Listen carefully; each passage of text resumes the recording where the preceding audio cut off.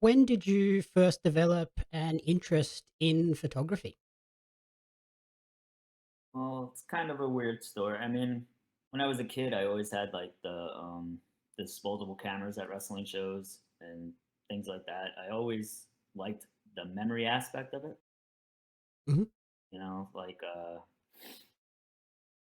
technically, the technical aspect of it, I didn't really get into until much later on, like maybe what 4 or 5 years ago only. And Okay. it was, what was it? I just said, "Okay, yep." And it was just basically like I bought like a cheap point and shoot camera and then just started shooting at like Evolve shows and different indie shows around New York. And all of that was gaining me like attention and they weren't even good photos. So I was like, well, maybe I should actually try to learn how to do this for real and put some effort into it. And it happened pretty fast. So I just started. I bought a basic entry level like mirrorless camera, and I started shooting like I was before. And every day, just learning, every show learning different editing techniques and things like that. And I guess you could say the rest is history. Yep. Do you say they weren't good photos looking back on them now, or at the time did you think they no, weren't that great as well? no, I mean, they're horrible now looking back, but they weren't that good then either. It's just it was. I mean, we're talking maybe like 2013 to 2015. So like to me, they didn't look any better than like camera phone stuff.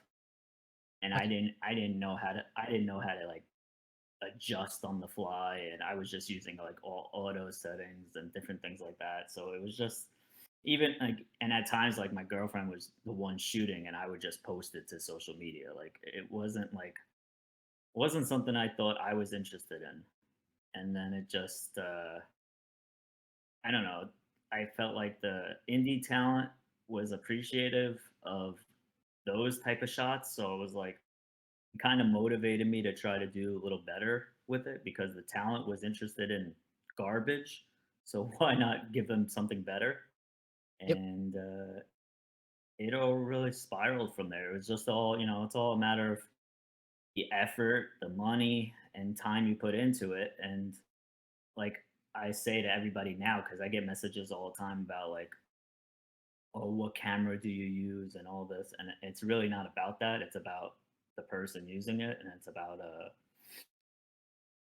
the level of effort you're going to put into actually learning how to use it and how to properly work with your photos in post processing and different things like that. Because if you could always get good photos right out of a camera if you know what you're doing, but you could do so much more with it if you put the effort in afterwards. And I'm kind of an overthinker and perfectionist where I could post all my photos straight out of the camera if I wanted to, but I really like to make it as perfect as I think it could be.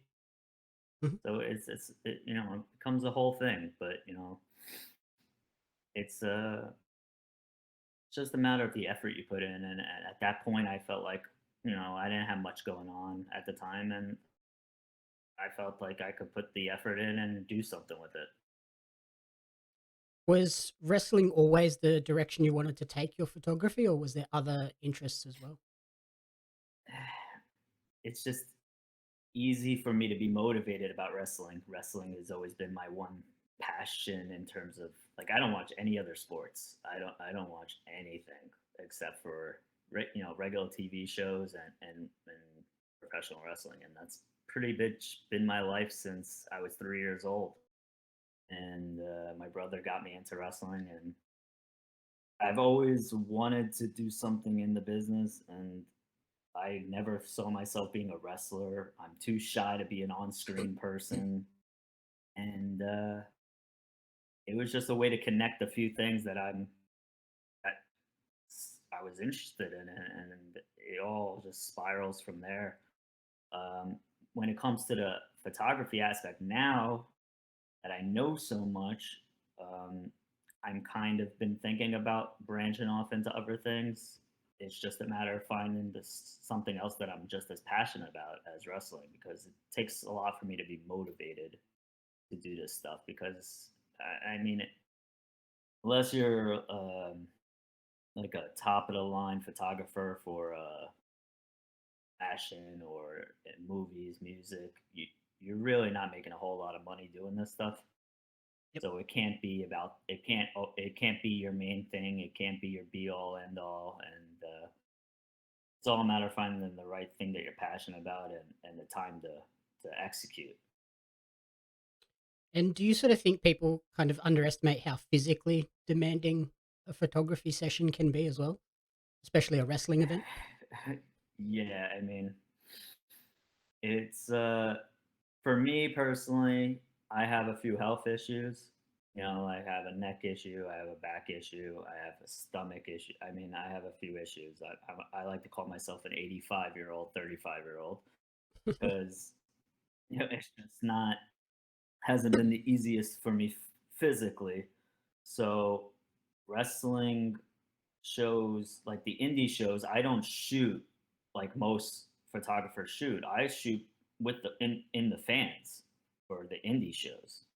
That's why when I was given the opportunity to do the AEW stuff, it was a natural fit for me because I'm positioned at the hard camera, and that puts me in my element, in the atmosphere, sitting down, able to control my movements, not worrying about anybody else's movements.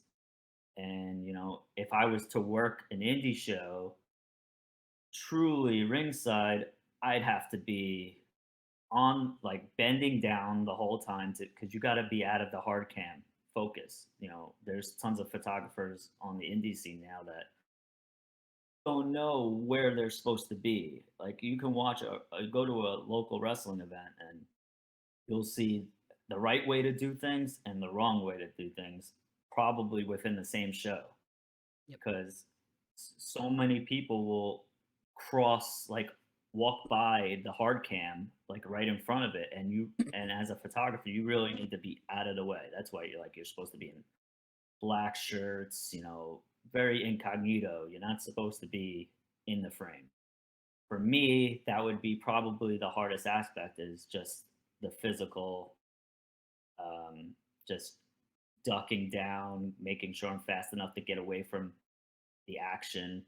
It's just not the easiest environment for me. And like I said, so like that's where like AEW, like that type of environment, I've never felt more comfortable shooting. Like it's just for me, it's the pinnacle of not just the company. Obviously, it's just the comfort level for me is a total different. Like I'm doing a show tomorrow night in New Jersey for Battle Club Pro. It's a local company, and they basically allow me to shoot from the crowd, front row. Like I don't have to buy a ticket. I don't have to do anything. They value my photography so much that they bring me and my girlfriend in, and we can watch the show, and I get to shoot the show from that comfort of not having to do on the other side, because that's how much they value my work. And it's hard to find that elsewhere, like most people will just hire a photographer that doesn't have those limitations, Yep. and they'll be able to do the normal shows. Some people see my name and social media buzz I get, and they like to use that to their advantage, and I'm fine with that because I get to shoot the shows and see the shows for free and work at the same time. So it's a win-win for everybody. It's just a matter of finding the right element for me to be comfortable in, because it's not. I've thought about trying to do the true ringside stuff, and it's just I just don't think I can. I don't want to put myself in that situation and cause problems for the company or for me during a show, and create a whole thing. So it's something I still think about, but I'm pretty comfortable where I am. Yep. And I guess with the AEW shows, like Arthur Ashe one, that was what, a 5 hour event? Yeah, Exhausting? yeah. It comes down to like 5 to 6 hours for some of those AEW pay per views or the longer dynamites. And don't get me wrong, it's exhausting because I don't use like a monopod or anything like that. I'm holding the lens the whole time, and my lens in particular is pretty freaking heavy. And so like after a show, like I don't know if you saw it, but I tweeted out like this whole past week since Arthur Ashe, like I've had numbness in my finger. And that's just from holding the lens. It's not like, I'm not wrestling. So it's like and people underestimate the physical aspects of photography along with the mental grind that we put on ourselves as artists and stuff like that. Like, I hold myself to a high standard, and I always put more pressure on myself than probably others do. So between the mental and physical grind, that 1 6 hour show could feel like a lifetime. Yeah, I guess you've got to stay sort of switched on the entire time. You don't want to switch off for 30 It, seconds and miss the perfect shot. yeah, I mean, it happens. I mean, that's the thing. I try to shoot the shows in a way like as a fan because I know I watched wrestling for so long and I still watch it obviously that that I anticipate everything that's going to happen in terms of the movement. So it's an advantage as a photographer. Like so for like the AEW shows that I've shot and the WWE shows that I've shot, there's people that don't follow wrestling that are shooting the shows and they don't know what to expect. Where someone like me and many others that watched it for like 30 years now, we know what's gonna happen. Like I know when, like I've watched Adam Cole for so long that I know every spot that's gonna come. I mean, of Mhm. course, there's change ups in a match, but I know his routine. I know Young, but like all these guys, I've watched for Pick up so the long that I signs. can anticipate.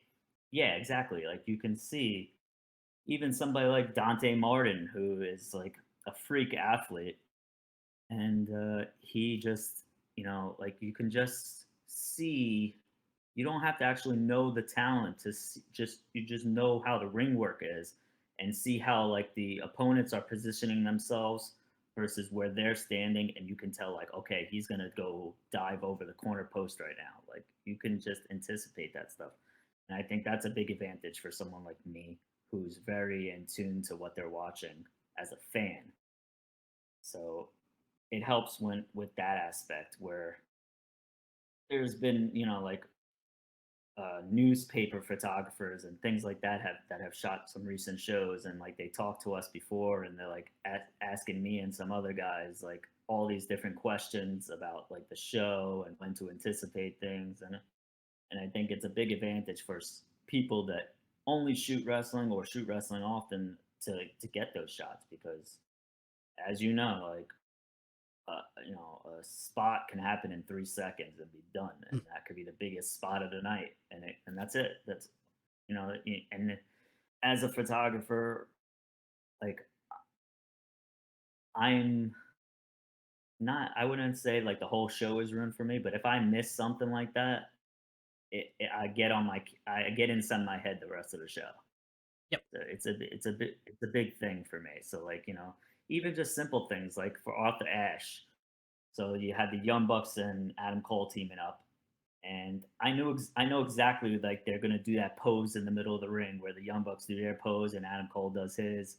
I know exactly that's gonna happen, so I'm like, okay, that's the shot I'm aiming for. Like that's the one that's like of all the shots in that few minutes, that's the one I want the most. So it's again, somebody else might not be as familiar with those talents and know what to expect in that moment. And at what point did sort of photography shift from being a hobby to being like a potential career path for you? Um, I really. it happened so quickly that I don't even know if there's a precise moment. Like, just it has to be. It all goes along with the formation of AEW, really, because I got really lucky, and Cody Rhodes um, took a liking to me and my work, and he really, as soon as AEW was doing stuff and All In happened, he started really sharing my stuff more, and then when All Out was approaching, he was able to get me in for a photo pass. And that from there on, it's been like, magazines reaching out to me and promoters and different like companies like High Spots reaching out to me to work with them for their autograph signings. And it really only takes one person to see something. And I would say, like, Cody was that somebody for me. I post it all the time. I don't think he likes me posting, like compliments to him and stuff, but it's just I feel like I owe him. Like, there's a lot of people that think he's like this shitty person, and he couldn't be further from the truth. It's I wouldn't be anywhere where I am without him. And what would you say is your sort of career highlight so far? Um, I mean, I got one of my photos on the Chris Jericho figure, the packaging of it. I mean, that's I don't know if I could beat that. I think I peaked really early with that. I don't know if there's anything bigger than that at this point that I can ever do, except for maybe getting it on more figures. Because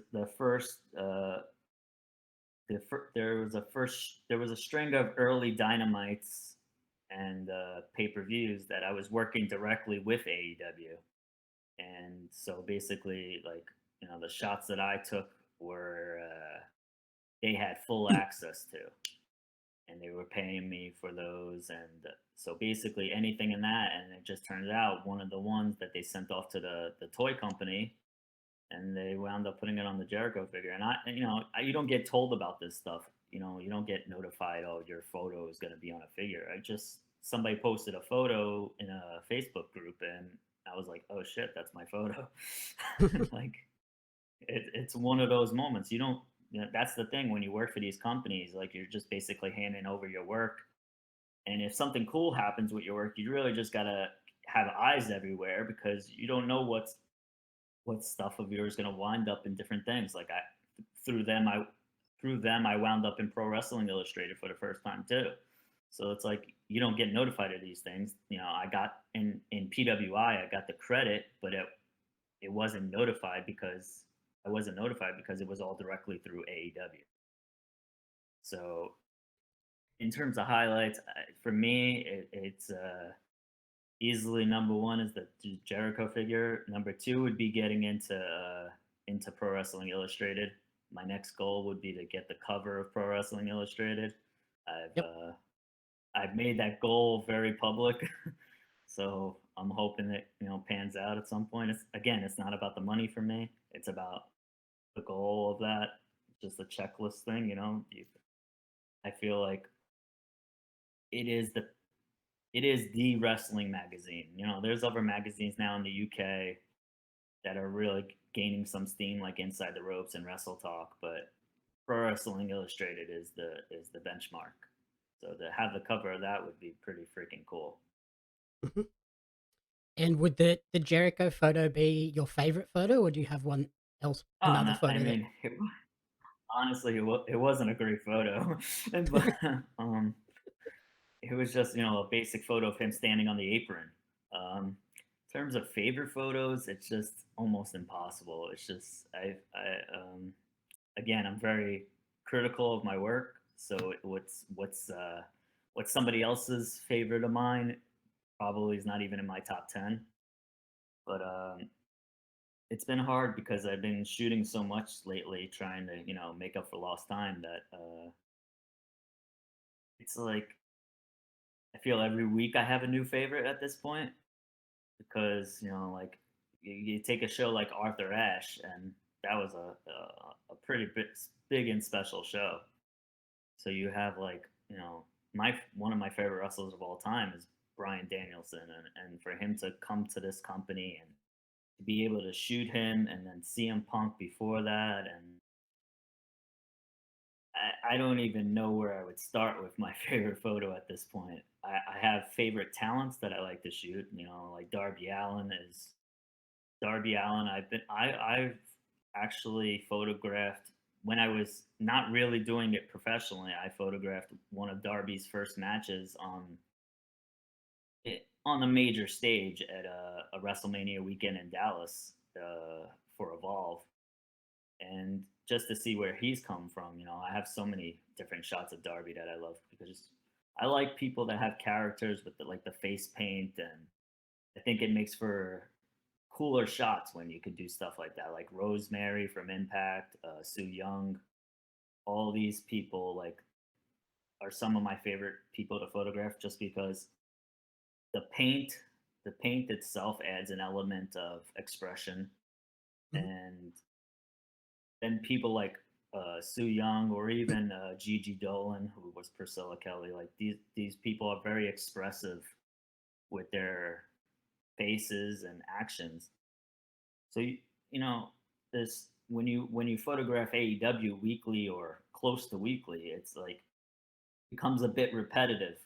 So you want somebody that's gonna give you different photos and different shots, and I feel like those creative minds are more like what I gravitate towards in terms of who would be my favorite to shoot, because it feels like every time you shoot them, there's something different. Like Darby changes up the paint every now and then, and different things like that. So I would say Darby is my favorite to shoot overall. So I don't think I could pick an exact photo. Yep. You mentioned Arthur Ashe being really special. How special for you personally, as someone from New York, was that event? It was definitely the highlight for me in terms of what I've shot so far. It's the biggest show I've ever shot. It didn't exactly feel that way because the stadium is laid out like an arena, like a normal arena, but it was still about what I think like 6,000 more people in there, 7,000 more people than the biggest one I've shot. So in terms of that, I mean, it was just the atmosphere, the location, um, again, the people on the show. I think the card. I mean, how can you compete with an opening match like Brian Danielson versus Kenny Omega? I mean, it's I don't think any company in the world can compete with that in terms of okay, this is our opening match on a show is Kenny Omega versus Brian Danielson. Like what? Like 10 like 2 years ago you wouldn't even think this was possible. So it's this show was definitely special for me. It was very exhausting, but very special. Ran because you went from this was a typically a longer show because usually they film like maybe 6 dark matches before Dynamite, and then they go into Dynamite, and then they do Rampage and maybe 1 or 2 bonus matches. Where this was only 3 dark matches, 2 hours of Dynamite, and then right into 2 hours of Rampage. So it's like it was basically like shooting a full pay-per-view Yep. because there was no real break, and the way they do it is like even the commercials, you're not like there's not just a guy sitting in the ring. It's nonstop.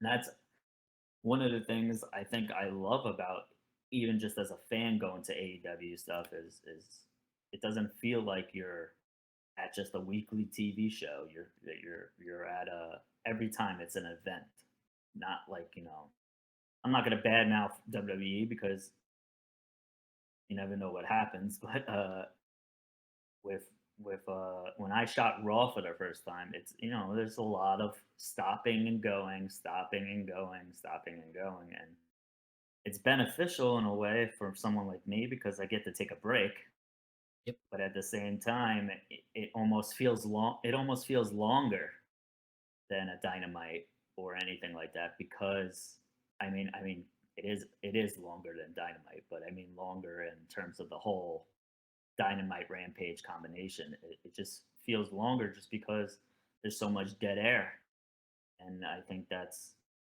why I that's also why I think you see the difference in the way the crowds react at the shows is just the AEW crowd doesn't get a chance to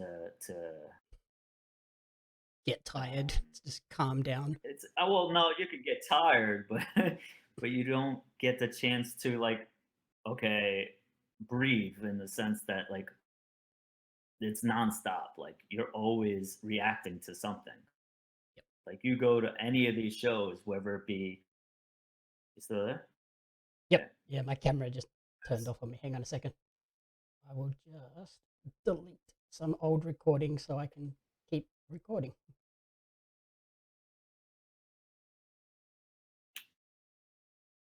There we go. So Yeah, so yeah like so I think it I've I think even it's I've a noticed that watching Dynamite at home here in Australia, like that 2 hours flies by because there's always something on. Like it just is nonstop. right. Like Crazy. it doesn't matter if it doesn't matter if it's a match, an announcement, a video thing. Like there's always something that like the crowd is reacting at every point in that show to something. And where Raw, like you're there or you're at home, you're like you can like technically walk away and come back and not miss anything. And it's just I there's pros and cons to that.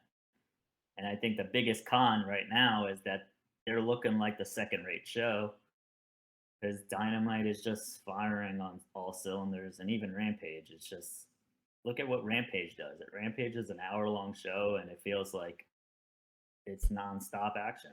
And sometimes that's a problem with AEW. I feel like with certain segments or matches, they don't let things breathe. Yep. Like absorb the moment.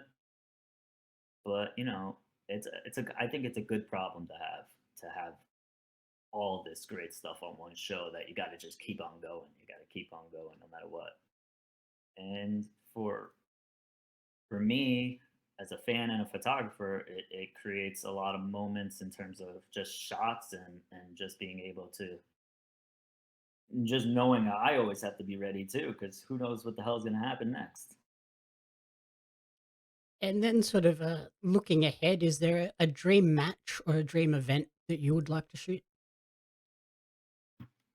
Um, I mean, there's ton. I mean, it feels like it's nothing seems like a dream anymore because everything seems possible because it's a crazy wrestling world that we're in. I hope everybody appreciates that because who knows how long this stuff will last. But for me, in terms of dream matches and that I don't actually think will happen anytime soon, I think would be Kenny Omega versus Matt Riddle. Just because I just think um, I look at it from a wrestling perspective, and everybody's gonna have their opinions on Matt Riddle these days. But just for me, the battle of the knee strikes, those knees going back and forth, and I think it would be and Kenny has mentioned it too that he would love to wrestle him. I just don't see it happening anytime soon, or even in the next few years. But that would be my dream match as a fan. In terms of photography, I mean, I guess it's happened already. I mean, Kenny Bryan, Yep. I can't. It's hard to envision anything more than that. Guess maybe. I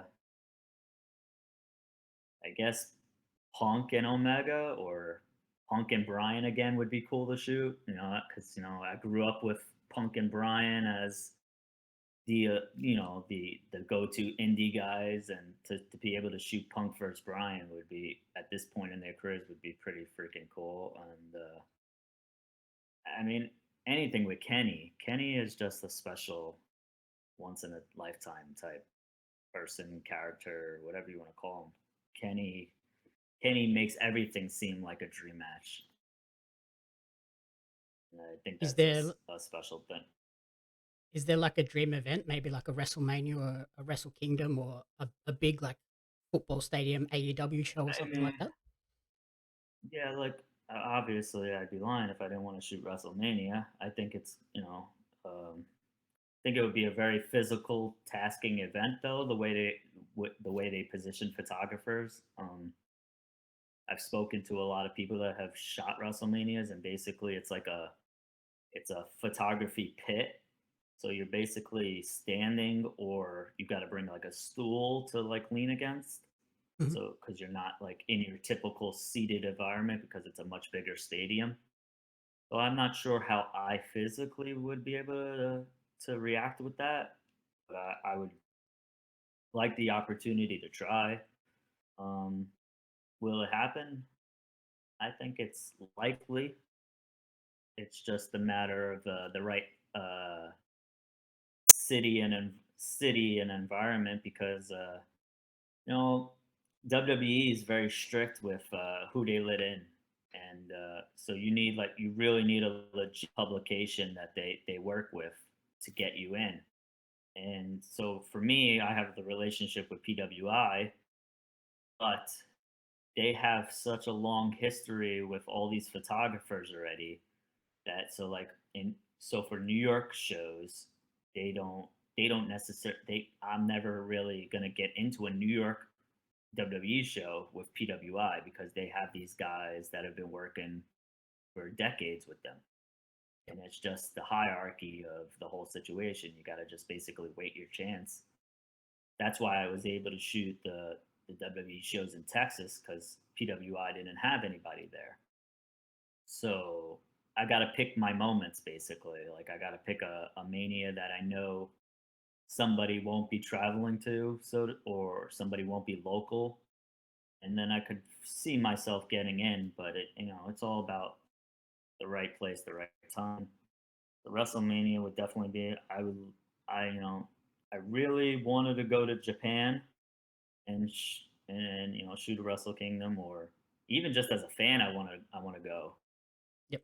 It's just the pandemic and everything that's happened since with New Japan. It's like they're in a weird spot right now in terms of rosters, and I don't know if that will ever happen, and at least in the next 2 years, 3 years, we'll see. But obviously, go to Japan and to be able to even just as a fan would be a very special thing for me because it's pretty much as a fan, it's pretty much the only bucket list thing that I haven't done. Because I mean, I've been to all the historic venues that you can come up with in wrestling.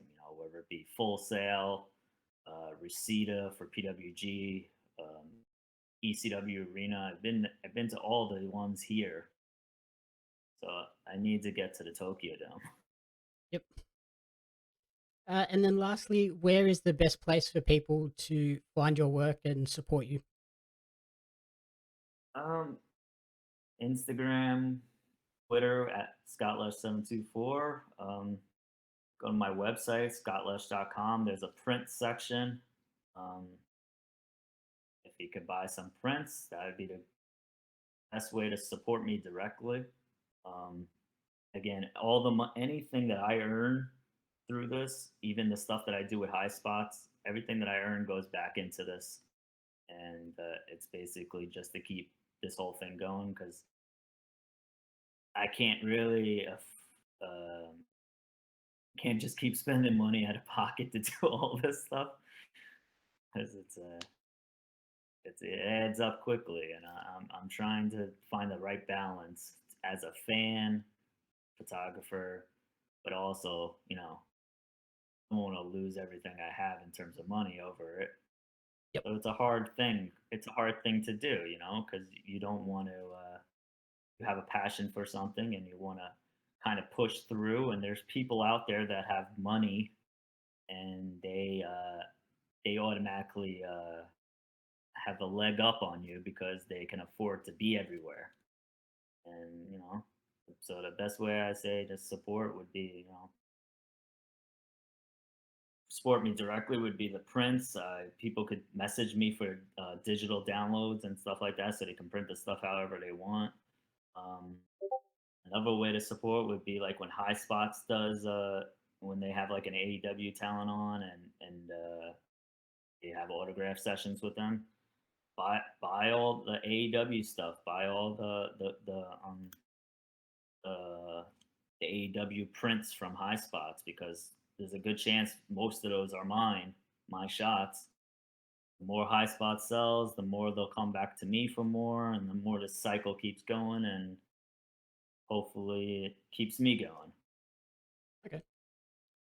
Alrighty, that's everything I need. Thank you so much for doing the interview, and hope you have a No, good evening over there. no problem. Thanks for the interest, man, and thanks for Not a the problem. support.